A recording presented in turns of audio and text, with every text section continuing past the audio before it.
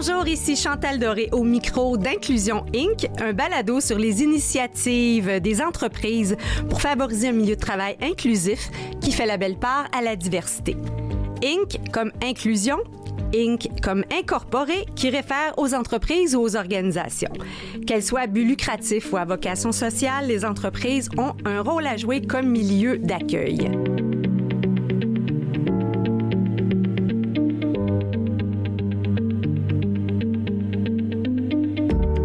Bonjour à tous, Chantal Doré au micro. Nous poursuivons nos entretiens pour la série de balados Inclusion Inc.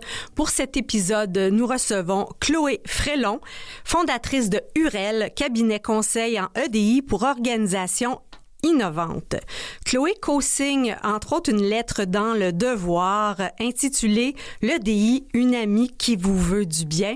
Alors, on aura l'occasion de parler de tous les bienfaits de l'EDI, notamment dans ce contexte où l'EDI semble prendre un recul chez nos voisins américains. Donc, on va un peu essayer d'éclaircir du côté du Canada, du côté du Québec, quels pourraient avoir les impacts de ce recul et surtout en quoi l'EDI nous veut du bien. Bonjour Chloé. Bonjour Chantal, merci de m'avoir reçue. C'est un grand plaisir. Je vois que vous avez été quand même assez innovante dans tout ce secteur-là, assez pionnière. Peut-être, je voyais un petit peu dans la recherche là, que vous avez été assez impliquée dans la création du mouvement Ensemble Inc. Oui, donc si je me rappelle bien, un mouvement de 2021, est-ce que c'est la recherche confirme ça? Oui, c'est ça.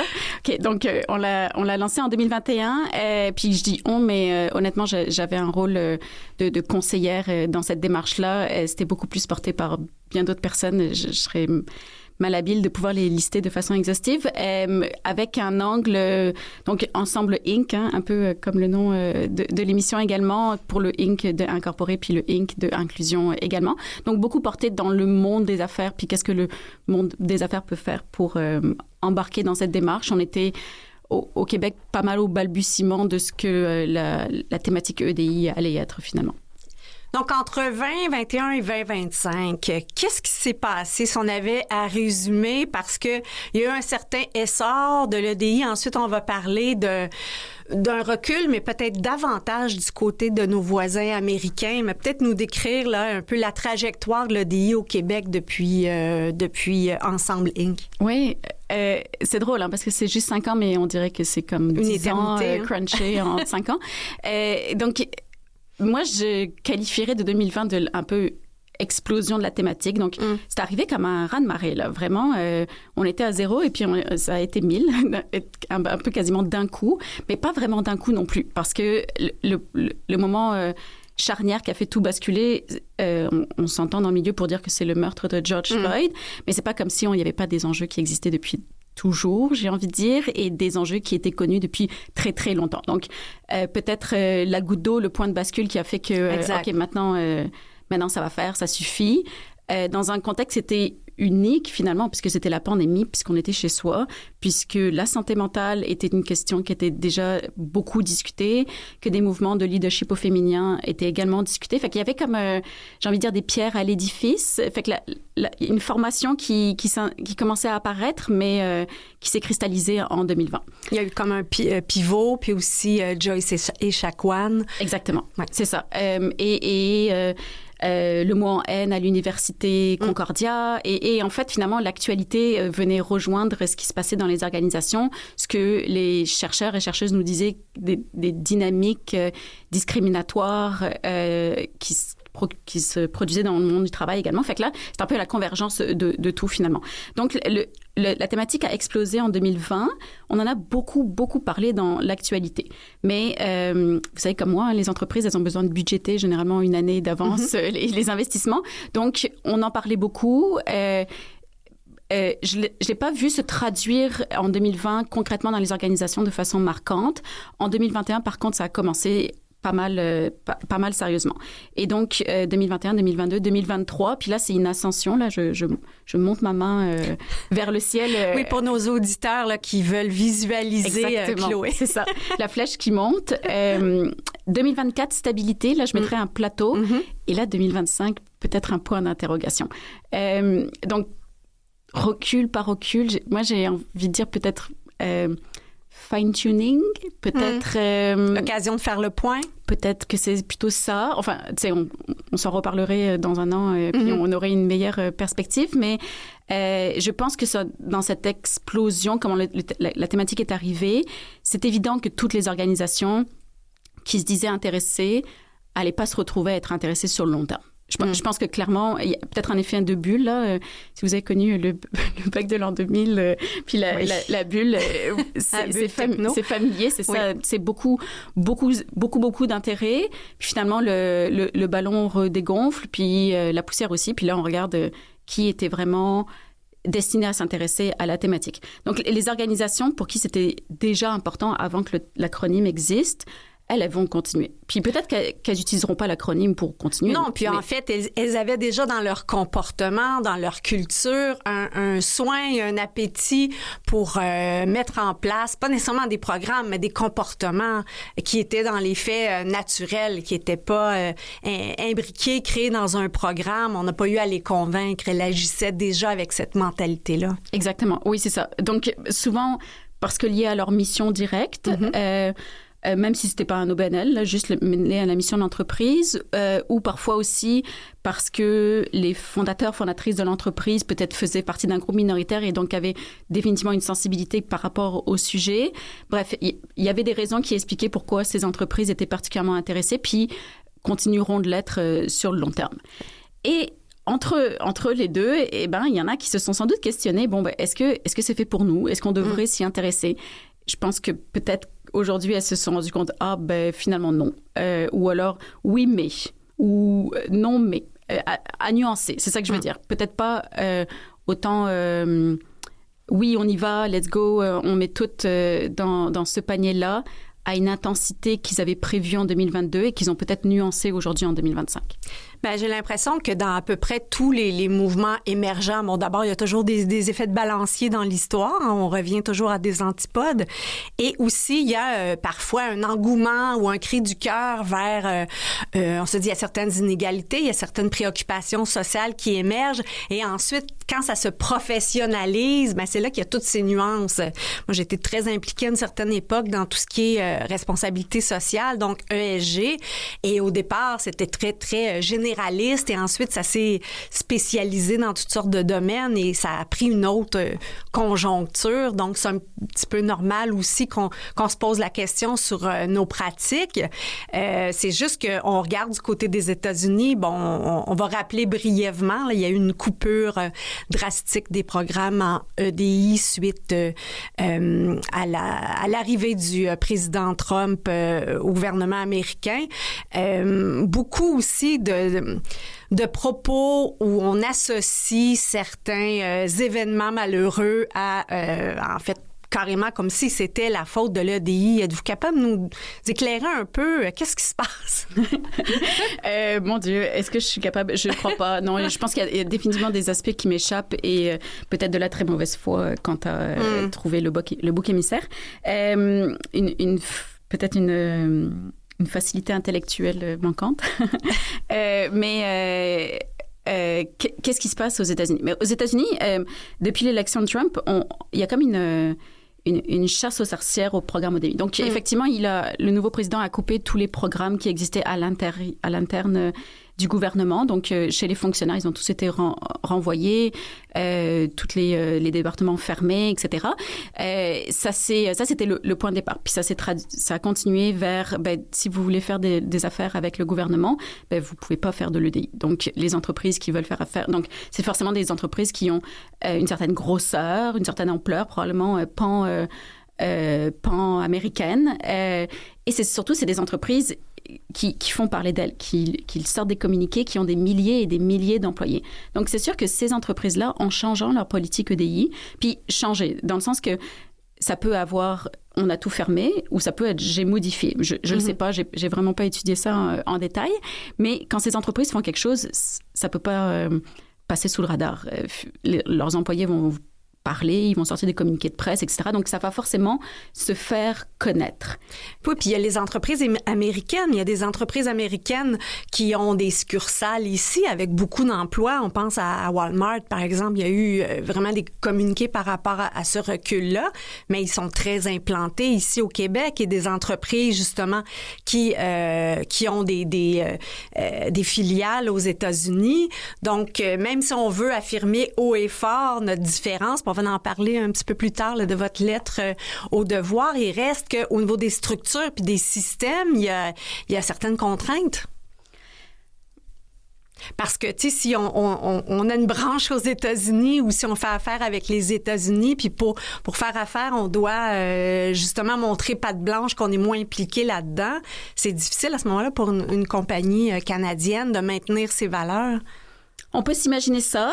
Somme toute, donc, aux États-Unis, les entreprises qui ont changé leur posture par rapport à l'EDI, elles le font dans un objectif de rester légales. Puisque c'est rendu quasiment illégal, là je mets des guillemets à ça, de faire de l'EDI, ou alors par souci de rester compétitrice et de continuer à pouvoir avoir des contrats avec le gouvernement. Donc, soyons clairs, c'est pas du tout la posture dans laquelle on est au Canada. Il y a rien d'illégal au Canada à faire de l'EDI ou au Québec du tout. Donc, essayons de garder ça en tête parce qu'honnêtement, je pense qu'il y a beaucoup de confusion quant à « Oh, ils font ça aux États-Unis, donc on devrait le faire. » Ben non, parce que nous, c'est un contexte légal très différent. Après, est-ce que si on fait de la business, si des entreprises canadiennes font de la business avec les États-Unis, devraient faire ça? Écoutez, je ne suis pas tant sûre que l'illégalité aux États-Unis vient jusqu'à les sous-traitants des compagnies américaines. En tout cas, on souhaite que ça ne se rende pas jusque-là. Oui, ben, en tout cas, c'est pas revenu à mes oreilles ce type d'information. Excellent. Espérons que ça en reste ainsi. Ceci dit, vous êtes suffisamment inquiète pour avoir co-signé cette lettre dans le journal Le Devoir, l'EDI, une amie qui vous veut du bien. Alors, je vous inviterai peut-être à en résumer les propos de cette lettre ouverte. Oui, d'abord, cette lettre, elle est... je suis loin d'être la seule personne à avoir travaillé dessus. En fait, on était 3. J'aimerais nommer mes collègues avec dedans. Émilie Ruffin et Ingrid Henriquez-Denissan. Vous vous doutez bien, ça fait pas une semaine qu'on travaille dessus. En fait, ça fait même plusieurs mois. Oserais-je dire fin novembre qu'on a commencé à se dire bon, là, il faut qu'on fasse quelque chose. Je sais plus quelle nouvelle était sortie à ce moment-là, mais ça nous semblait être la goutte d'eau qui était plus supportable. Qu'est-ce qu'on peut faire? Qu'est-ce qu'on peut faire qui n'a pas été déjà dit aussi de mille façons différentes? Nous, on voulait célébrer, puis on voulait soutenir, puis on voulait valider les entreprises qui continuent de faire de l'EDI, qui continuent de penser que l'inclusion et la diversité, ce sont 2 thématiques qui sont solidement fortes pour notre vivre ensemble, pour notre solidité économique, sociétale, etc. Fait qu'on voulait les célébrer, on voulait les applaudir, et puis on voulait leur dire continuez à faire ce que vous faites, c'est important, c'est nécessaire, et ça nous correspond à nous. Et quand je dis nous, je veux dire le nous québécois. Puis il y a quelque chose de assez ironique que je constate dans ces derniers temps, c'est que on a l'habitude au Québec de penser, et à juste titre, là, qu'on est spéciaux, mais dans le bon sens du terme, là, qu'on a des spécificités. Exactement, qu'on ne retrouve pas ailleurs en Amérique du Nord et que regarder ce qui se fait ailleurs, ça ne nous correspond pas parce que nous, on n'est pas ça. On pourrait-tu se souvenir qu'effectivement, c'est le cas et on pourrait-tu se souvenir que c'est définitivement le cas lorsqu'on parle d'inclusion également. Donc, ce qui se passe aux États-Unis se passe aux États-Unis. Les pauvres, ils dealent comme ils peuvent avec... enfin, les pauvres, peut-être pas tous les pauvres, mais... nous, on est autre chose et on a le droit de faire les choses différemment. Puis, vous me demandiez tantôt, entre 2020 et 2021, l'EDI commence à évoluer. Je pense qu'on verra en 2025, peut-être même en 2026, une personnalisation de l'EDI à la québécoise.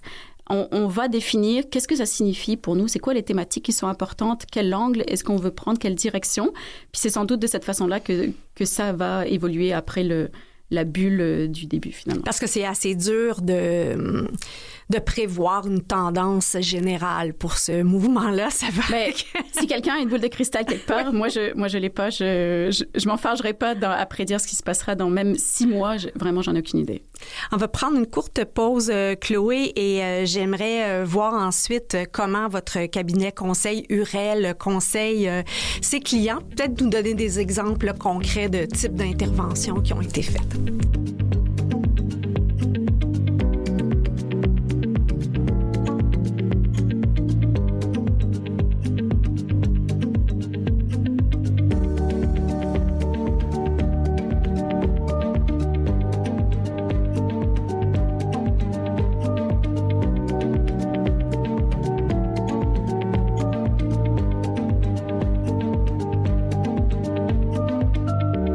En studio pour le balado Inclusion Inc., nous poursuivons notre discussion avec Chloé Frelon, fondatrice du cabinet conseil en EDI pour organisation innovante Urel. Dans le nom même, la description de votre entreprise, il y a pour organisation innovante. Est-ce que vous avez développé un créneau de marché plus particulier? Tu sais, je vois que vous avez travaillé pendant 15 ans dans l'industrie technologique. Est-ce que c'est un milieu qui se prêtait davantage à ces réflexions-là? Je crois que oui. En tout cas, c'était ma réflexion de départ, j'ai envie de dire. Donc, venant du milieu technologique, j'ai... avec évidemment milieu, industrie qui a une grande homogénéité, en même temps qu'une forte croissance. On embauche beaucoup de personnes. On fait appel à l'immigration pour combler la pénurie de main-d'œuvre qui existe depuis toujours, j'ai envie de dire. Fait milieu foisonnant qui a l'habitude d'innover, évidemment, là, tu sais, on pense à des startups, des choses comme ça. Mm-hmm. Et donc, comment est-ce que on vient rentrer ces questions de représentativité, de diversité dans ce contexte-là? Je dirais que c'est pas parce qu'on fait de l'innovation en termes de produits qu'on fait forcément de l'innovation en termes de ressources humaines. J'ai envie de dire, voire c'est absolument l'inverse.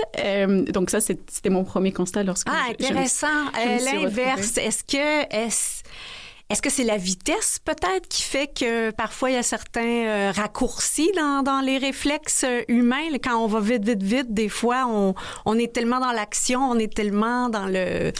Il y a peut-être de ça, effectivement, parce que c'est des entreprises à forte croissance. Mm-hmm. Si on pense à des startups, elles ont une durée de vie... elles ont une durée de vie assez longue ou assez courte, là, très, très courte pour celles qui ne durent pas longtemps. Mais généralement, tu bâtis ta startup puis tu vas vouloir la vendre éventuellement. Mm-hmm. Donc, tu vas beaucoup investir dans la recherche et développement, dans l'innovation du produit qui va s'acheter en bout de ligne.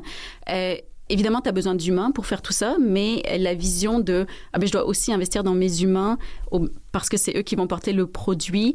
Je crois que c'est une réflexion qui n'est pas toujours faite jusqu'au bout. Je vais le dire comme ça. Donc, la corrélation entre les personnes qui créent les produits et l'innovation du produit, elle n'est pas toujours là. On a vu d'ailleurs, et ça va m'amener à... Le prochain point sur lequel j'ai envie qu'on discute, on a vu dans certaines de ces industries, en fait, d'entreprises, des cas d'harcèlement psychologique. Et je voudrais pas nommer, mais je suis convaincue que nos auditeurs ont quelques noms en tête dans l'industrie du jeu vidéo, notamment. Et vous avez contribué, je crois, pour Technocompétences, là, un rapport qui scrutait un peu ces liens d'harcèlement psychologique et sexuel dans le milieu des TI. Oui, c'est ça. Le rapport se voulait à identifier... c'est quoi les facteurs qui mettent à risque une entreprise d'avoir particulièrement du harcèlement? Est-ce qu'on peut les identifier, puis est-ce qu'on peut les communiquer pour, évidemment, que des entreprises soient alertes, puis se retrouvent pas dans cette situation-là? Et il y a plusieurs éléments qui ont été identifiés, mais dans ce milieu-là, comme dans d'autres milieux, là, ça va vous sembler familier, il y a parfois une vision où il y a des personnes... dont on peut absolument pas se passer dans l'entreprise. Elles portent sur leurs épaules l'existence même de l'entreprise ou la croyance qu'elles portent. La croyance, oui, j'aime la nuance. On peut penser à des développeuses qui seraient extraordinaires. Puis des fois, avec ce piédestal qu'on met pour ces individus-là, il y a des passe-droits qui en découlent. Donc, oui, si moi, je me sens toute puissante puis à l'abri de toute conséquence de mes actions, je peux peut-être m'en aller jusqu'à commettre des actions qui ne seraient pas les bienvenus dans un contexte professionnel. J'ai entendu, pour avoir frayé un peu dans ces univers, quelque chose comme « on sait comment il est, mais il rapporte ». Ben oui, voilà, c'est ça. Oui, mais tu sais, il a toujours été comme ça. C'est pas toi, mais c'est lui, mais c'est pas grave, là, laisse faire. Ce genre de choses. Effectivement, quand entendre ce genre de phrase, c'est un peu un drapeau orange-rouge, là, selon moi. Il y a aussi dans cette industrie une familiarité relationnelle qu'on trouve peut-être pas dans, mettons, des cabinets d'avocats ou des milieux, des comptables. Où il y a une distance qui fait en sorte que comme le veut l'expression québécoise, on se garde une petite gêne. On se garde une petite gêne, c'est ça. Et donc, si finalement, dans ton lieu de travail, il y a une table de ping-pong, puis un frigo avec des bières pour le vendredi soir, et puis que souvent le jeudi, finalement, tu restes plus tard parce que tu finis à 18h ton travail, mais quelqu'un a ouvert une bière, puis oui, d'accord, on va boire une bière. Finalement, la zone de qu'est-ce qu'est le travail, qu'est-ce qu'est pas le travail, devient un peu floutée. Oui. Des fois, l'alcool est assez normalisé dans ce genre de contexte. Bref, un peu une recette pour se retrouver avec du harcèlement si on ne fait pas attention à tout ça. Oui, c'est un bon point. Puis effectivement, c'est des milieux où on a vu beaucoup d'initiatives RH, où on se pensait innovantes en disant on va changer leurs pneus, on va créer des garderies en milieu de travail. Et en tout cas, pour avoir un peu réfléchi à tout ce qui est responsabilité sociale, c'est un peu comme si on vous dépossède de vos responsabilités. Puis on dit, il n'y a plus de raison de retourner à la maison. Finalement, on est une grande famille, on s'occupe de tout pour vous. Donc, ces frontières-là deviennent floues. Ouais. Exactement, ouais. Si en plus, tu rentres plus vraiment chez vous, honnêtement, des situations où tu manges tes 3 repas à la job. Puis le déjeuner magnifique fait par notre traiteur et notre barista et tout ça. Bon. C'est ça. Puis peut-être il y a même un petit coin pour te reposer parce que comme ça, tu peux travailler plus longtemps, tu peux faire plus d'heures, puis tu peux être plus productive, entre guillemets, même si c'est évidemment pas vrai. Ces notions-là sont pas mal présentes. J'aime à croire qu'en 2025, là, on commence à se rendre compte que c'était peut-être pas la formule la plus idéale, mais 2010, je pense qu'on était complètement dedans et qu'on y croyait à 100%. Et donc, effectivement, là, c'était pas vraiment les bonnes recettes. Ceci dit, les scandales qu'il y a dans le milieu technologique ne datent pas de 2010. Hein. On en a depuis toujours, j'ai envie de dire, là, depuis que c'est devenu une profession puis une industrie dans laquelle travailler. Donc, c'est pas l'étape de ping-pong qui crée du harcèlement. On fera pas de tel raccourci de pensée, en effet. De quelle manière vous accompagnez vos clients face à des risques potentiels du genre? Nos clients viennent surtout nous voir plus pour des questions liées à la diversité. Mais ce que je peux dire, c'est que aujourd'hui, nous, on est basé à Montréal, puis la majorité de nos clients sont quand même, somme toute, à Montréal ou dans des centres urbains. Et le constat que je peux faire entre 2020 dont on parlait et puis 2025, c'est que en 2020, la question était un peu plus autour de comment est-ce que je peux avoir plus de diversité. Je constate que ma main-d'œuvre est homogène, tout le monde est pareil dans mon équipe, comment est-ce que je peux changer ça, etc. En 2025, on a fait beaucoup d'efforts. On a plus de diversité. Et là, maintenant, le bas blesse, c'est l'inclusion qu'il faut aborder. Et là, on se rend compte que coudonc, d'avoir des gens très différents autour de la table, c'est pas super pour avoir peut-être des communications optimales. Ça demande plus de défis. Ça demande plus de défis, ça demande plus d'efforts. Oui. L'inclusion, ça arrive pas par magie. Là. L'inclusion, ça arrive toujours parce que on a réfléchi et que les choses se font finalement. Donc, on est plus dans cette réflexion-là de collaboration, de le vivre ensemble. On y revient là encore. Et comment est-ce que les gens peuvent communiquer, être productifs, se sentir bien dans l'entreprise. Fait que les interventions qu'on va faire vont plus être autour de ces éléments-là. Et c'est évidemment ultra difficile parce que là, on parle de humain à humain. Vous arrivez avec votre vécu, vos croyances, vos perceptions. Moi, j'arrive avec les miens, puis des fois, ils s'opposent drastiquement. Donc, et les conséquences de cette opposition, ça se traduit dans l'ambiance de travail, dans les relations, dans la productivité éventuellement, etc. J'ai pu observer une certaine dichotomie où certains milieux, on parle beaucoup de bienveillance, de sécurité psychologique, des articles qui sont sur les intranets. Or, dans les comportements, et même parfois de certains gestionnaires, en ce qu'on définit comme de la bienveillance et ce qu'on observe, il y a parfois des gros paradoxes. Comment un employé arrive à pas vivre à un moment donné une déconnexion ou même à la limite ressentir un certain sarcasme, de l'ironie ou devenir désengagé quand ils voient quand tu comprends et le comportement de certains gestionnaires, il y a un grand écart? Mon Dieu, la question à 1 million, qu'est-ce qu'on fait avec ça lorsqu'on est salarié? Je pense qu'on peut commencer par rassembler des informations. À notre époque, en 2025, là, quand même, on a mis à jour les risques psychosociaux en entreprise. La Commission des droits de la personne et de la jeunesse produit beaucoup de contenu. Il y a quand même beaucoup d'informations sur essayer de savoir qu'est-ce qui est légal, qu'est-ce qui est illégal, ou peut-être, et quelle est la zone de gris. Mais plus du côté d'un gestionnaire, par exemple, est-ce qu'il y a moyen d'influencer un gestionnaire à adopter des meilleurs comportements si c'est peut-être pas dans sa nature ou dans son éducation, disons? De la part de l'employé? De l'employeur. De l'employeur. Ouais. Ça souvent, donc il y a beaucoup de... Moi, ce que je constate, c'est qu'il y a beaucoup de pression qu'on met sur les gestionnaires, surtout les gestionnaires de premier niveau, pour justement développer toutes ces compétences-là où on l'a peut-être pas accompagné à le faire. Donc, définitivement, si on se rend compte que c'est un enjeu dans le relationnel puis dans la productivité, il va falloir... assumer que c'est un enjeu. Dans le sens, pas penser que c'est peut-être juste lié à cette personne-là ou à ce contexte-là en particulier, mais peut-être que j'ai un problème à plus d'envergure de l'entreprise. On va proposer des choses qui sont vraiment pas attirantes pour les entreprises, mais j'ai la profonde croyance que c'est nécessaire, des formes de guides de comportement. Voilà les actions qu'on va vouloir valoriser, les actions qu'on préférait ne pas voir dans l'entreprise. Voilà les conséquences à faire cette action et à ne pas faire cette action. Et voilà l'escalade si jamais le comportement est pas développé ou qu'il y a une fréquence qu'on voudrait pas. Souvent, les employeurs vont avoir l'impression que c'est infantilisant pour leur gestionnaire de créer ce genre d'outils-là. Vraiment, moi, je suis vraiment complètement croyante que c'est absolument nécessaire. Assumer que tout le monde sache qu'est-ce que c'est un bon comportement. Un bon employé, c'est assumer vraiment beaucoup de choses, surtout dans ce contexte de diversité dont on parle depuis tantôt. Là. Exact.